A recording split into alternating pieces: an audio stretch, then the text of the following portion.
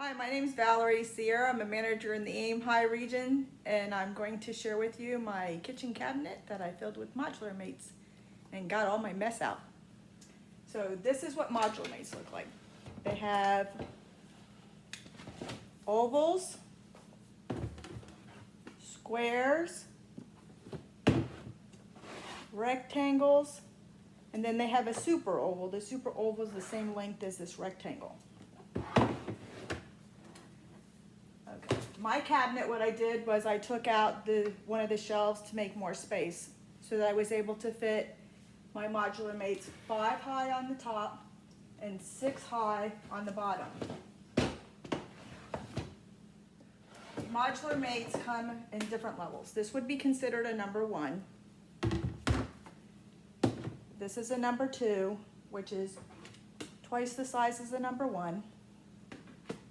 And this is a number 3, which is even with a number 1 and a number 2.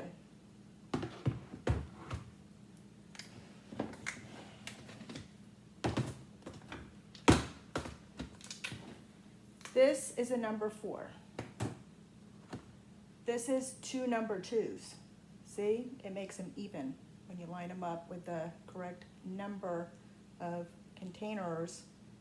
When you add the 2 and the 4, you have a 6, and that's what fits on this cabinet because I moved my shelf. This one here with the crackers is a number 5, and this is a number 1, so it makes a 6, so it will fit on the bottom shelf. Here's some square containers. The top one is a number 4, and this is a number 1. The number 1 of the square is the same height as the number 1 of the oval, so they can fit on the shelf even next to each other. The really cool thing is 2 ovals fit on top of a square. So you can have all the space taken up in your cabinet, and then there's no wasted space. These are freezer mates. The freezer mates are modular also. This is a large. This is a medium, and these are small. This is shallow, and this would be deep. They stack easily in the freezer, and it takes up every inch of space possible, but it also allows the airflow to go between them and then under them. There's grooves. I don't know if you can see that there.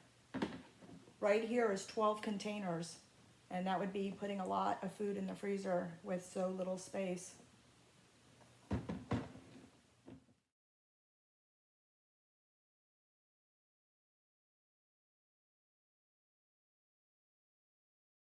I want to share with you my spiralizer. It's part of the Fusion Master system.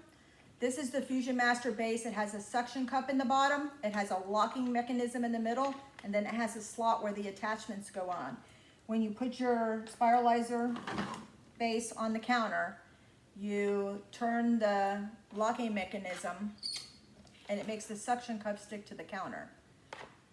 The nifty part is that when you put your attachment on, you slide it in the slot, you lock at the base to the counter, it locks your attachment in place also. It has 3 blades. The spiralizer has an attachment that makes thin cut, thick cut, and ribbon cut. We are going to use the thin cut, and we are going to make carrot spaghetti, cabetti, koodles. Tell me what name you want to give them.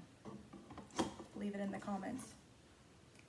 All right, so you put your blade in, and you put it in the 2 notches here, and then you snap it in place. And then you put the handle in and attach your vegetable, which is going to be carrots, koodles, whatever you guys name them. And then you lock the handle in place, and then you turn it. And you'll get curly Q carrots. I put this in my soup the other day. It was really cool when it came out.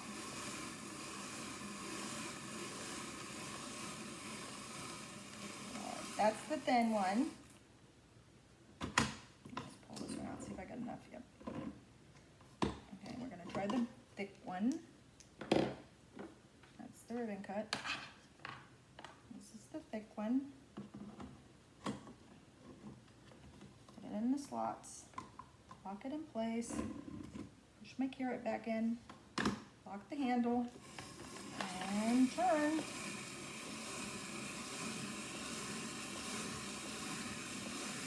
So are these quinglini?